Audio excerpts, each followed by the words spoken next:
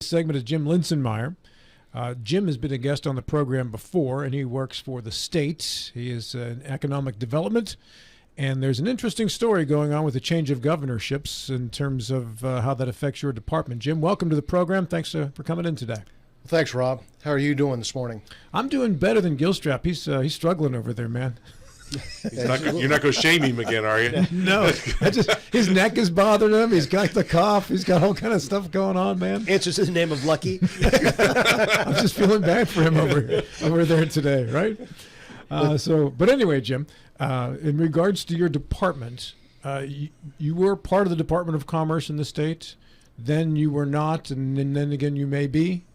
About 4 years ago, the legislature created a new Department of Economic Development with its own cabinet secretary, at that time headed up by Mitch Carmichael. Mm-hmm. They also took out the Department of Tourism and made that a cabinet position, a separate cabinet position as well. We understand that Governor Morrissey will introduce some legislation to bring us back underneath the Department of Commerce, but the Department of Tourism, headed up by Chelsea Ruby, will remain its own department, but they will take the department, I think it's Arts and Culture, mm-hmm. and bring that underneath the Department of Tourism to try to make government a little bit more efficient. Was there an advantage to being a part of commerce or a disadvantage to not being a part of it?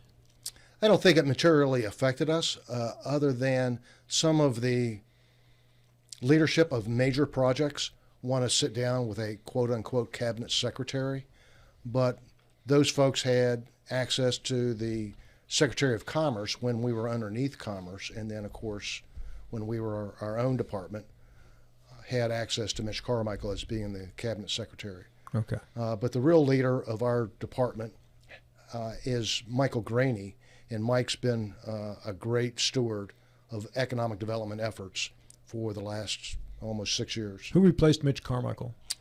He was not replaced. Mike Graney, our executive director, was named the acting deputy until such time a permanent cabinet secretary was appointed. And what counties out of the Eastern Panhandle do you oversee? Well, I've got the traditional 3 counties of the Eastern Panhandle, Jefferson, Morgan, and Berkeley County, but I also cover the Potomac Highlands, which is Hampshire, Hardy, Grant, Mineral, and Pendleton counties. Okay, very good. So what is your job primarily in regards to economic development? Do you seek companies to come to the state, or do you respond to inquiries, or both?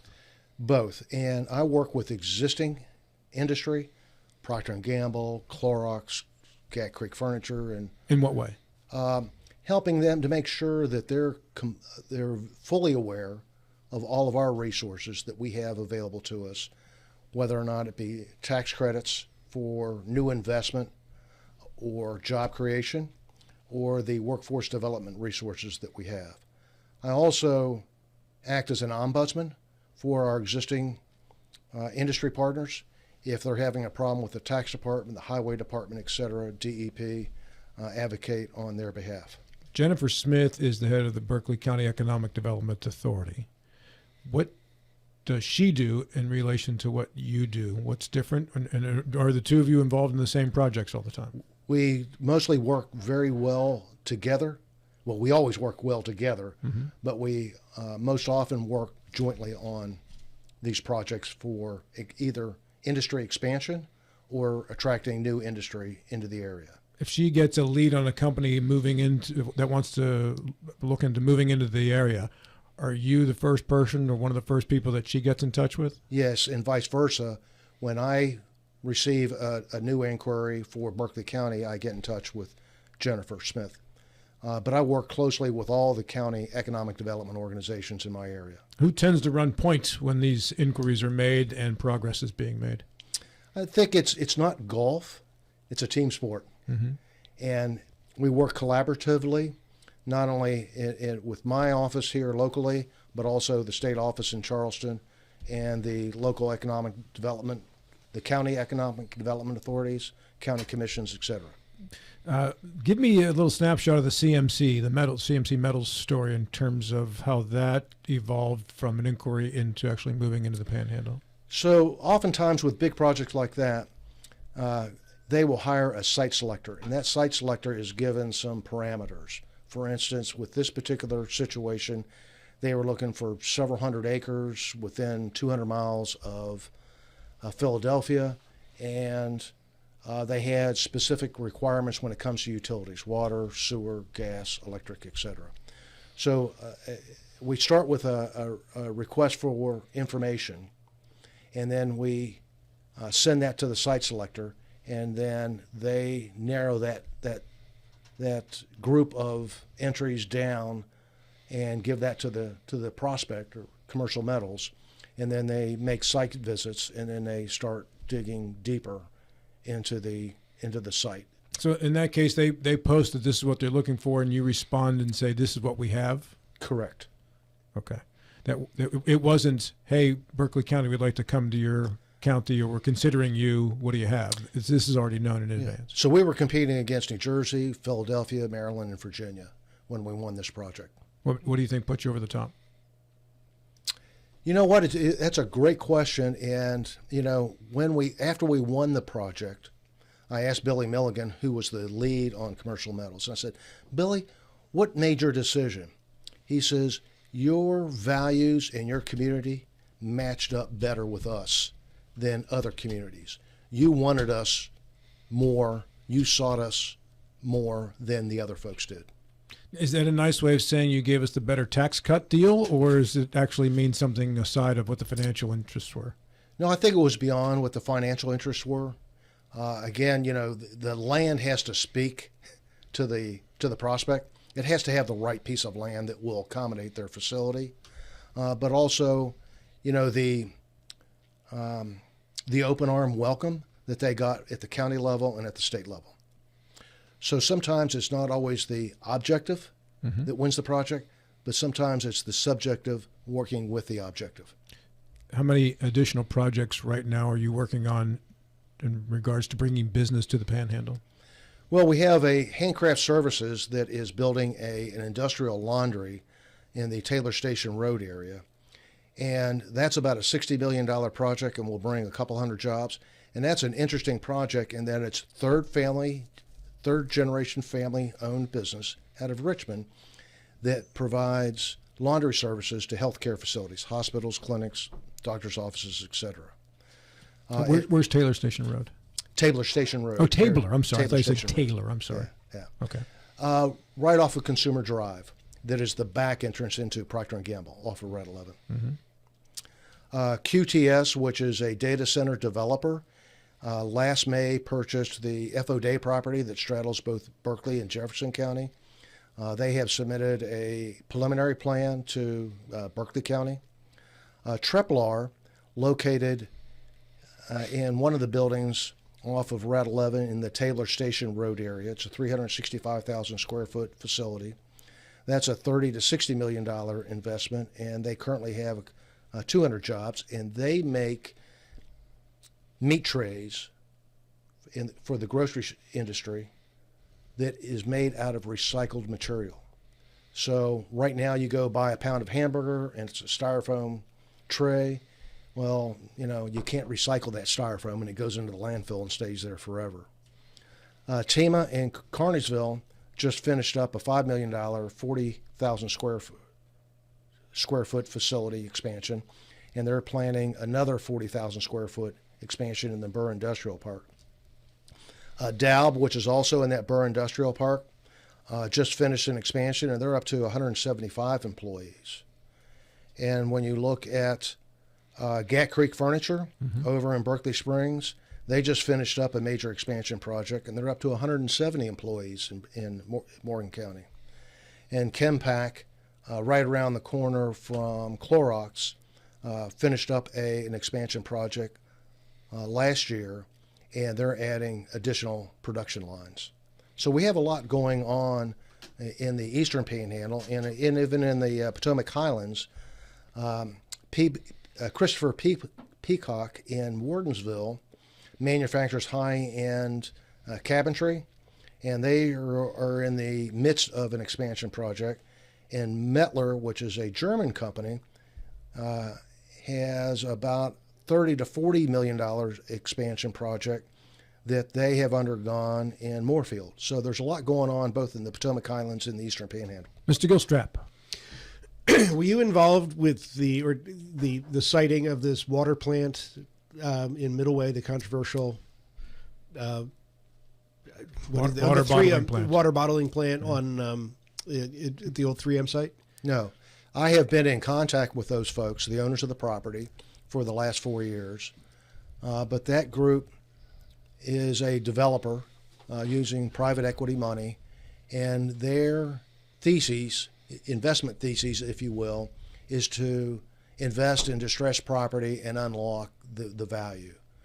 But I have been in periodic contact with those folks, but that is not a project where the state has provided discretionary incentives to bring this project. They bought the property and then figured out what the highest and best use of that property might be.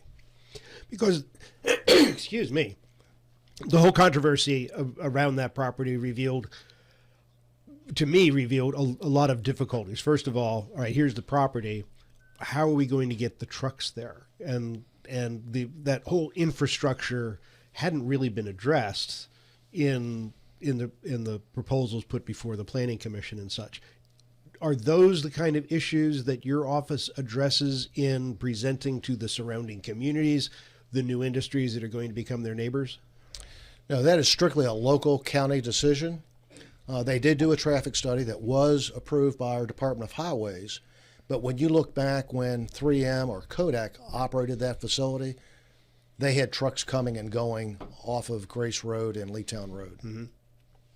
So to have truck traffic would not be anything new. It was, they had an active operation that included passenger car traffic for employees and truck traffic coming in and out of when either 3M or Kodak operated the facility.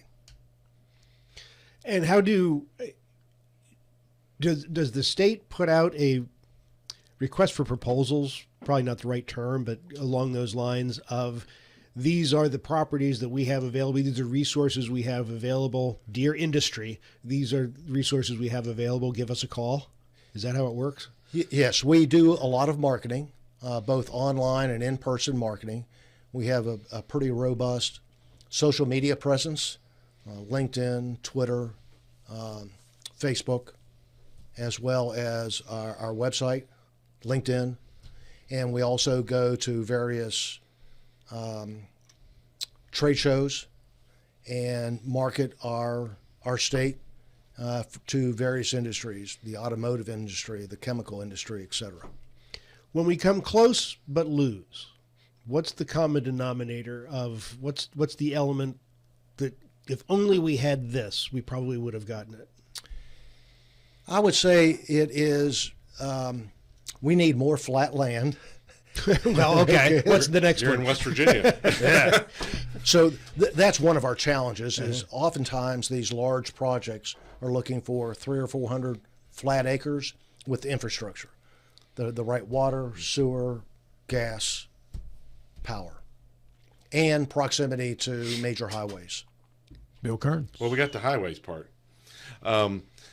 Question for you, and we haven't discussed it this morning yet, but there's this huge potential, I say that kind of tongue-in-cheek, deficit at the state level in the upcoming budget that we need to look at.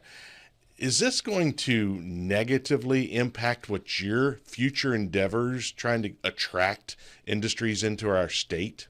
Is it going to have an impact on what you're doing? What people, because if somebody's going to relocate to our state, West Virginia, and I encourage them to do that, but they're going to look at how's the state performing? How's it performing on budgets? How's it performing at their capital? Is it going to have any kind of negative impact on what you're doing? I don't believe it will, because again, what the prospect is looking for is this the right site? Does it have the right amount of acreage? Is the infrastructure in place? Is the labor shed match up for what we're looking for? And when you look at how West Virginia has been run by state government, they've been very fiscally responsible. And we have a very large rainy day fund. and we don't have any major, outstanding liabilities, unfunded liabilities. Mm-hmm. Jim Linsenmeyer is our guest here on the program as we talk economic development in the state of West Virginia. Governor Patrick Morrisey says he wants a backyard brawl equivalent for economic development in West Virginia as we try to win more businesses from our bordering states. Jim, what does that mean to you in terms of actually executing a winning strategy there? Well, I think what the governor is expressing is a desire to support fully our economic development efforts to market to outside businesses and to help existing businesses grow and prosper. Does a tax abatement of some sort come into most of these deals when you're attracting companies into West Virginia? Not necessarily, but any property tax abatement is a local county decision, and we feel like that's a local decision, and we make sure that we don't exert any pressure on the local communities to give up any of that local property tax. When you get into discussions with companies, is that part of an initial inquiry about whether is the state open for business, so to speak, or does that come later in the talks? West Virginia has a great reputation of being open for business. Matter of fact, I'm having lunch with a prospect today that didn't get their phone calls returned from states in the upper Northwest, and they were in D.C., and another business in Jefferson County suggested that they call us. They did, and we quickly arranged for a lunch meeting to attract a national defense contractor. Is it easier for some counties in the Eastern Panhandle to welcome new businesses versus others? Well, it is only because of topography and also access to major highways. So 81's an advantage over Route 45, for instance. People often ask me, hey, Jim, why is your department so successful in the Eastern Panhandle and Berkeley County? And I said two things, I-81 and answering the telephone. Yeah. 81, despite the issues we all have locally with 81, it is an interstate that's accessible that gets you to the Northeast, and that's where a lot of people live. Yes, and our colleagues from Maryland and Pennsylvania and Virginia are jealous as to what the investment that we have made in Berkeley County on Interstate 81 for widening and making it safer and adding exits. If West Virginia decides to toll I-81 or Maryland or Pennsylvania, does that affect anything in regards to companies that are hoping to do a lot of trucking out of this area? Quite honestly, I don't know. I haven't. That's the first time I've had that question asked, and I would need to research it more to give you an educated answer. At any given time, how many deals might you be in on, whether it's at this point deep close to closing or just relative inquiries? Probably right now I have about a dozen active projects in various stages of development. And typically you have to keep your sales funnel pretty full at the top because you know that all those projects aren't going to come to fruition. What trade shows do you attend to promote West Virginia as a business state? Well, I don't personally get involved with those trade shows. We have a marketing team out of Charleston, but we participate in trade shows not only here in the U.S., but also in Asia and in Europe. What percentage of the companies that you attract are international? I would say probably 20% are international prospects. For instance, Treplar is a joint venture of a U.S. company and a company from Turkey. Tima is an Italian-based company. And QTS has, they're not an international company. They're out of actually Kansas. But we get probably 1 out of 4 of our prospects have some sort of a tie to an international company.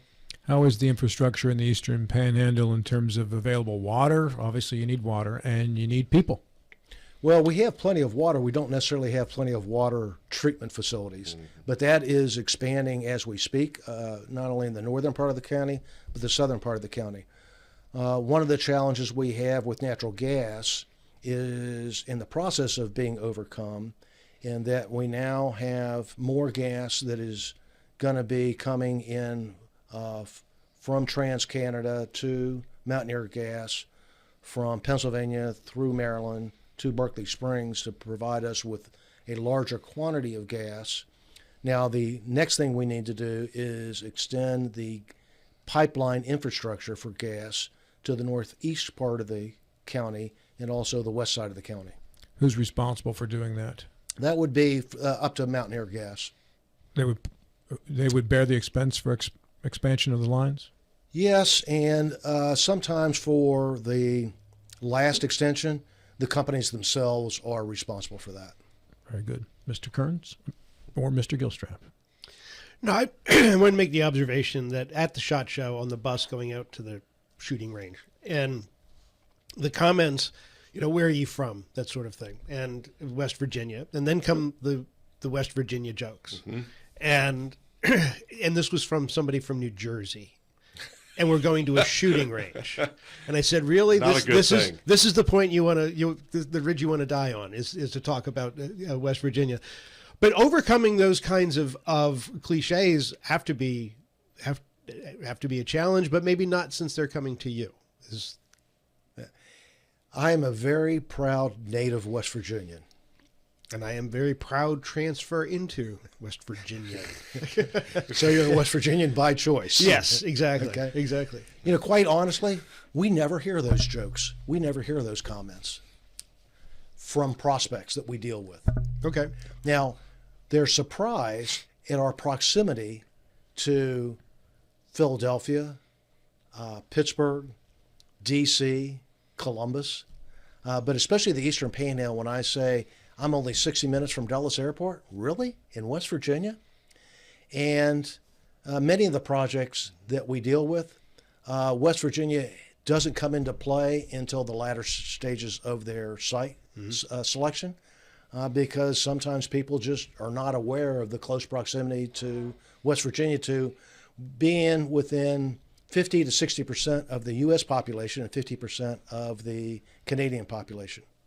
Jim, final 30 seconds is yours. Anything else you need to address? No, I'm just very appreciative of the local county support that we've had with these projects.